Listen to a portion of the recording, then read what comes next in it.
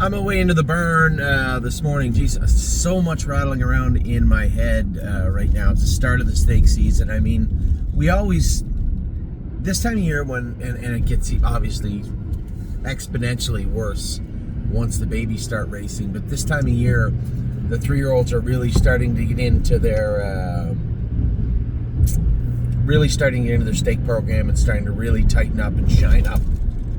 And, you're left with as many questions as you've ever had. The last 24 hours, I've been inundated with emails asking who's going where. Well, I'll start with an email I received, a fair question. Somebody said, well, Anthony, you're racing Blue Ventura in the condition claimer at Northfield on Tuesday. Surely you're not going to the Poconos Saturday. And if not, why? Great question. So here's my take on a horse like Blue Ventura. And quite frankly, there's a lot of horses fit in this category for various reasons. Now, Blue Ventura pace 52, race good his last start, soundly defeated third, and not the fastest division. So you're going to go to the Poconos with the hope of, first off, you're going to ship from the Meadows 4.5 hours to the Poconos, pay the $200 starting fee, and hope to line up with horses that you can beat. Now, if they take the bottom 8, and we're one of them, and put them in together, does he have a chance? Yeah, he's got a chance. But I'd be remiss if I didn't think there was other Pennsylvania horses going into the Stallion Series also. And quite frankly, the thought of paying somebody to ship our horse 4.5 hours, paying a starting fee, hoping that he draws good, hoping that he draws in with horses he can beat, then having him healthy, getting a good trip and winning the race, seem a little more difficult than racing for $11,000 where you're picked to win or picked for second. At home. Only shipping is to get him back there. Minimal. First off, the competition's going to be softer. Take nothing away from those horses. They're not Stallion Series horses either. We don't have to ship to get there. We don't have to pay to start. And we're racing for more than half of what we're racing for in the Poconos. And if you do good, say you had one of the best Stallion Series horses, you get to race for 50 at the end of the year.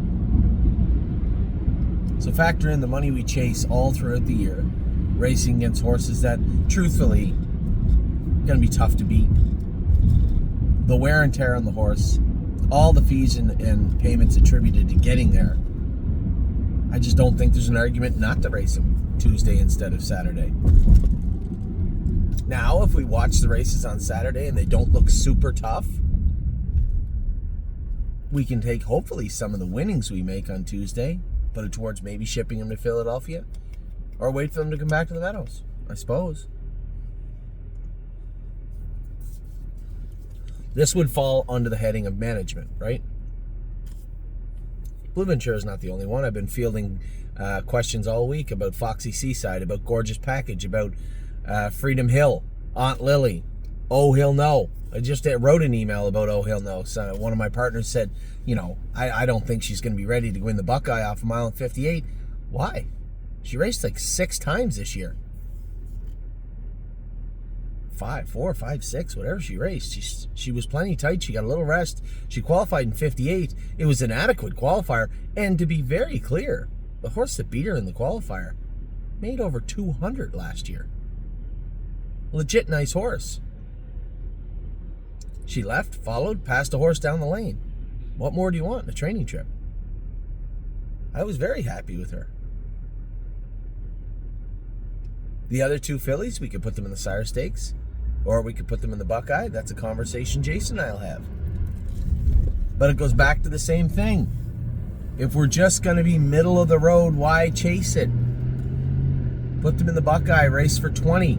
Final goes for 100. Or put them in the Sire Stakes, chase all those horses. Try to make the final, which goes for 300. A consolation for both. Have to race in at least 2 Sire Stakes to make the final this year. I'm more apt to say Buckeye first start. Wait for the sire stake to come to Northfield Park, our home turf. And then along the way decide. I don't think we're losing out on much. Gorgeous Package is not a serious stake filly. Sire stake filly. She's in the mix, but she's not going to be 8-5, 2-1, 3-1. She draws in with a couple of tough ones, which she will in the sire stakes. You're looking at 10-1, 12-1, going for 40, as opposed to being 8-5, 2-1, going for 20. See where I'm going with this? There's no shame in being the bigger fish in a smaller pond. It's not quite as easy when it comes to a horse like Time Is On My Side.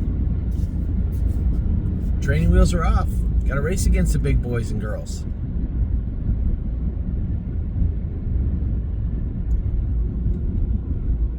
Arrowhead Hanover. Somebody sent me a very, very fair message.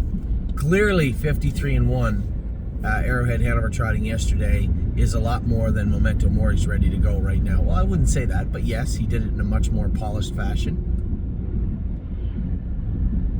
Would it not make more sense just to take Arrowhead in case they don't split? Those are hypotheticals. What if they do split? So if you think that Memento Mori can't follow a horse at trotting 53 right now, well, I would disagree. He went from qualifying in 2 minutes and 58 to trotting in 57 to trotting in 55-1. We already know he can trot faster. He's already got a mark of 51-4. This is a horse getting stronger and getting tougher.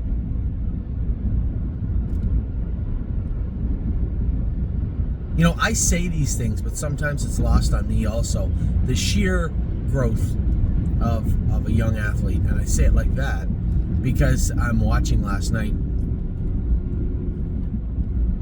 on Game Changer, and Game Changer's the service for minor league baseball. I assume they might even have for hockey. I don't know. Might have for all sports, but they definitely have for baseball. And they had the video of Ollie's game up last night. Now, remember I told you that Ollie's team has opted to play up a level. I can only imagine the reason they're doing this is now they're playing their tournaments in the 12U category, but they're playing their regular season games in the 13U category. 13-year-olds against 12-year-olds. And you might think, it's not a big deal. I'm watching the video last night. These kids are giants. Looked like a couple of them shaved before the game. One or two of them maybe drove to the game. These are bigger boys. And I can only imagine the growth of my son over the next year.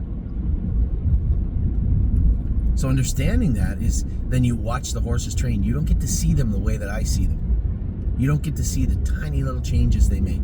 I told you guys that in New York, right, we went back to that old saying, trust the process, trust the process. And you guys are different because you get to see everything, right? You get to hear me talk about the horses in a very candid way, very general way. But you get to see some of them train down. And it must be frustrating. Must be. I'm an owner too. You know, I feel what you guys feel. It's not hard for me to put your shoes on and walk around for a while, I can tell you that. Much more difficult for you to put mine on. And that's not saying anything negative, just seeing things from an owner standpoint, I am an owner. Seeing things from a trainer standpoint, a little bit different. And I can only sit back and measure the sheer anger, frustration, and despair from my partners in Jailbird Jog, watching her make breaks all winter long and making sure that I tell you, just relax. We'll get her squared away. She's putting her work in. She's as frustrated some days as we are, which is a good thing. I mean, she's taking her job seriously. She just can't do it well just yet. She'll get it. And then to watch her go out and train the other day makes me feel good. And I told you guys in New York, you know, the odd way in which he's put together his game. He went from this scrawny little ugly colt starting to train down, making breaks and looking rather ordinary. Then even I'm asking myself, geez, is this horse any good? Then he got to a point where he changed. We took the hobbles off him. 235, he looked like a world champion. 220, not so much. And I told you guys, again, trust the process. Now, I guess this speech, take it with a grain of salt. It's not like in New York when I won a sire stake last night. It's not like Jailbird Jog, won a division of the Breeders' Crown last night. It's an elimination. It's not that. But you can see. Now, you may not see in New York because you're gonna have to take my word for it today. But you've seen Jailbird Jog.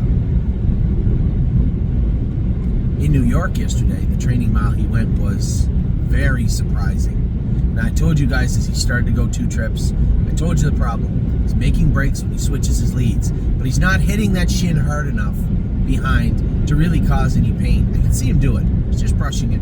As he gets stronger, that will dissipate. But he shouldn't be making breaks because of it. But he was. I told you, just wait. He'll put it all together. The smoothness of 235 itself will descend also. Then all of a sudden 25 will be smooth, 20 will be smooth, 16, 15, 210. Hopefully we qualify him. By the time we get him to qualifying, he's smooth across the board. And that's what the work and repetition and polish will do. Now, I did not expect for that to take place in such an expedited fashion. I did not expect him to train as well as he did, as fast as he did yesterday. I did not see that coming. And there was a few concerning moments in the mile. In the straightaways, halfway through the straightaway, I could see him touch himself. He put a little step in.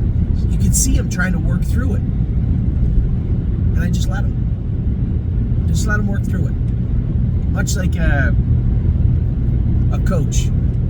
I like to use baseball analogies a lot, sports analogies, but baseball a lot. Sometimes you have that pitcher on the mound. They give up a couple of runs. They got a couple on base. Maybe they load the bases. And rather than just take them out, what you're doing is showing that you don't have confidence in them sometimes. Best to leave them in. Let them work through it. Overcome adversity. A lot of the things you hear me talk about translate the same in every sport. So I just left him alone. I didn't double him up. I didn't chase him. I never said a word. I just sat there and let him work through it. And he did. When we got to the turn, he drifted in a bit, took off again. And it's so funny too, because you'll see some of these horses, they'll struggle in the turns, and then they'll switch. A month or two later, they're struggling in the straightaways. Trot the turn's good. You see it all the time. When this horse finally puts his game together, I have no idea what kind of horse he's going to be. But he's a racehorse, I can tell you that.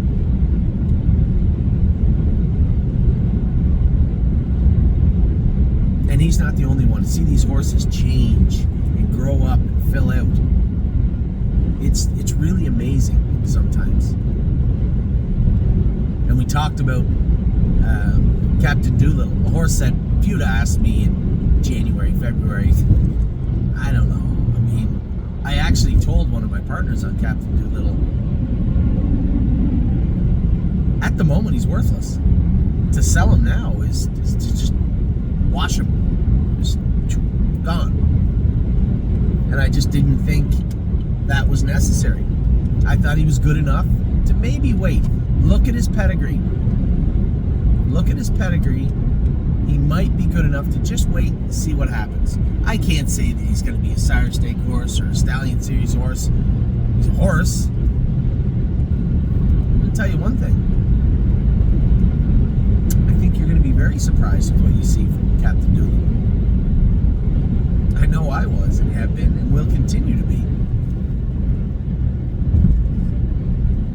And then we go back to the process. I talked to Eric the other day. I told you guys I spoke to Eric pulling up. Because a lot of people, a lot of old horsemen this time of year, they're going double headers. They're going 2 trips. And we got away from that a while ago. We originally first got away from it because we had too many horses to train. We just couldn't go 2 trips with 45 horses. About 6-7 years ago, 5 years ago maybe, no, 6 or 7, we were still at Big Carrot. started training them a mile and a half, and what we did was that first lap went to be just jogging lap, and then we go our mile, and then the first lap was a little faster. Now this time of year, when you get down to going the first lap in 125, which is a mile and 250, and then you go your mile at say 212, that's a hell of a workout. And I noticed that what had happened was when we finally did go 2 trips at schoolers or the week before, or just around qualifying time, they would come in and couldn't blow a match out. They were plenty strong. That's what I saw yesterday from in New York. There's a horse that had been in a relatively ordinary looking 215, maybe 214, around that range in the jog cart in a mile and a half. I snapped him in the bike and went a mile and 2.7 last trip. He could not blow a match out when he came in. Up on his hind legs, rearing, playing, ate all his lunch. Sharp as a tack. I told Eric that once we start getting these stiffer mile and a halves into them, and they can sprint on the end of it at a mile and a half distance and speed, they're plenty deep at that point. And they are. You can see it. So very pleased with what I've seen over the last couple of weeks. Obviously, a lot of fluidity right now when we're talking about the Ohio Sire Stakes coming up, the Buckeye coming up, the Stallion, the Sire Stakes in Pennsylvania, the Bunker Hill in Massachusetts. Our first big mile, our first big race of the year will be the Bunker Hill, aside from the Sire Stake yesterday.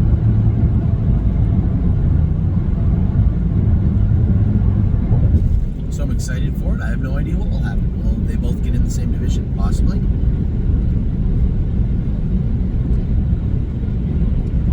They may not, also. And quite frankly, with regards to Arrowhead Hanover, I think 53 and 128 at the end of it this time of year. And yesterday, it's been warm all week. The Meadows has been fast. It's been warm all week. No complaints. It was chilly yesterday. I had a turtleneck on, a long sleeve suit. It was chilly yesterday with a little bit of wind. That was a hell of a mile at the Meadows.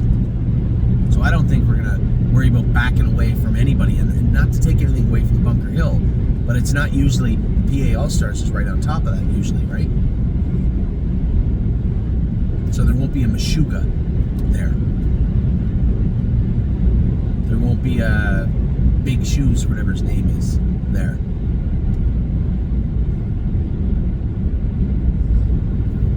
But there will be an Arrowhead Hanover there. And with respect to Memento Mori, guys, I've been super cautious with this horse because he's a little bit light.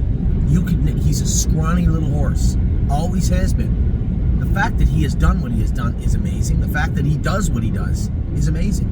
When you look at that body, you're like, come on. No way that's a world champion. He is. And he's getting better.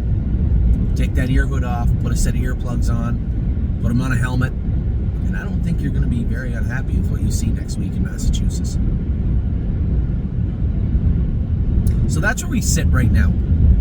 I just thought as I drove in quietly, girls stayed home this morning, Amy's on her way back from Ontario with Ollie. As I head into the barn, this is some of the stuff that floats around in my head all the time, and I do want to take the time to answer your emails. Sometimes I feel bad. I didn't. Or maybe in retrospect, maybe I didn't answer them as well as I could.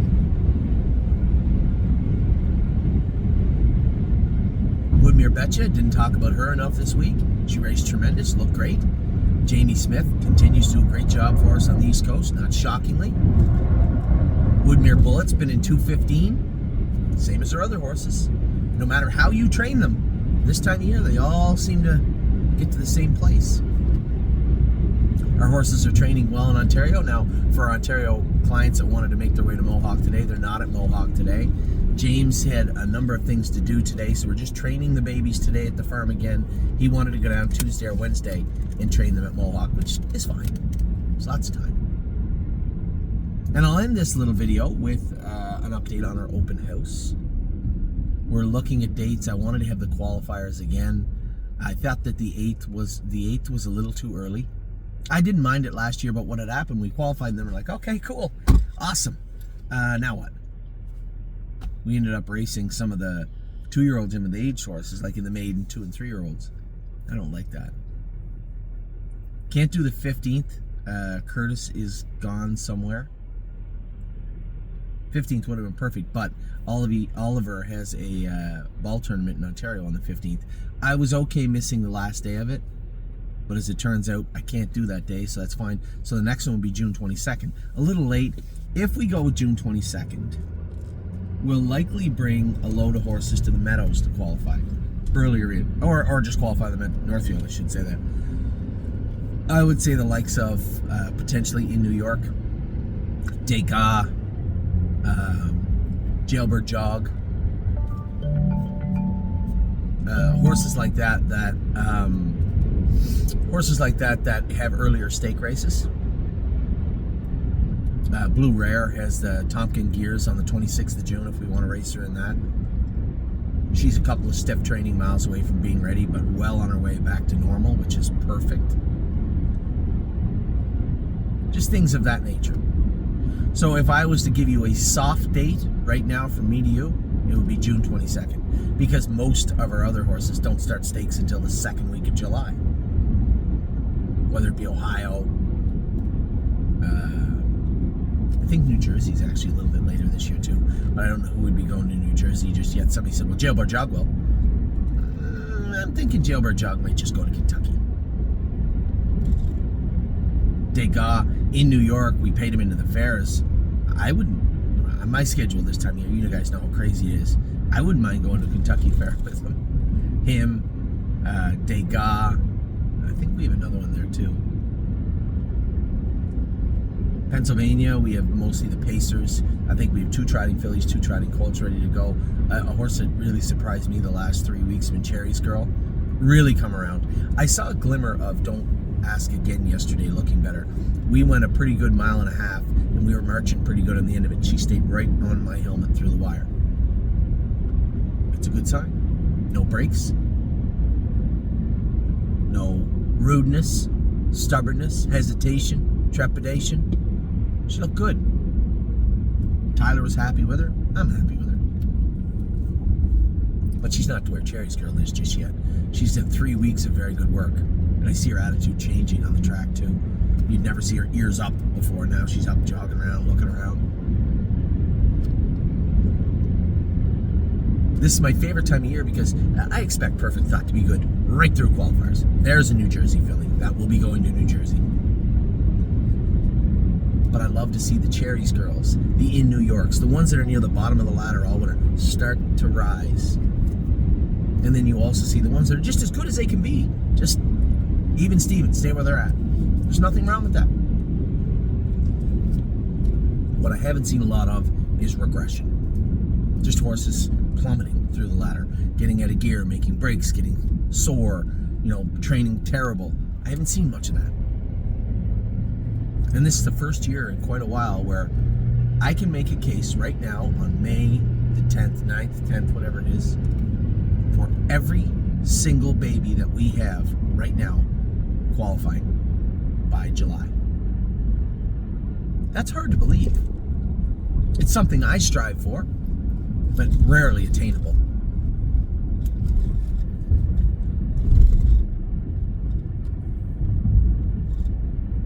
But it appears it might be this year. So I guess my video wasn't over, but it is now. I'm almost to Northfield Park right now. Just about to pull in the driveway. We get some horses racing tonight. Roser and Alexander's in a good spot. I'm going to be watching, I believe, Chicago Hall. I don't have... It's all right. You guys know who's racing tonight. We got a big lineup coming Saturday. Now in the afternoon, we have 3 Point Blue Chip this afternoon. Good luck to Ronnie and Tim and everybody with him. We also have Patrick the Piranha. They were short of driver's day. I could have went over, but remember, when the driver changes were due, it was training Saturday. Track closed Friday. They switched it the day after the changes were due. Training Friday. Track closed on Saturday. So I booked myself off what could have been a little bit of work today. Dana Carrick is going to drive Patrick the Piranha. Dana's a good horse person. I told him, I said, hey, this is a really nice horse, but he's not the Patrick the Piranha of 2023 or even 2024. He was good last week. You can race him. but be conservative if you don't mind. So don't drive like I was.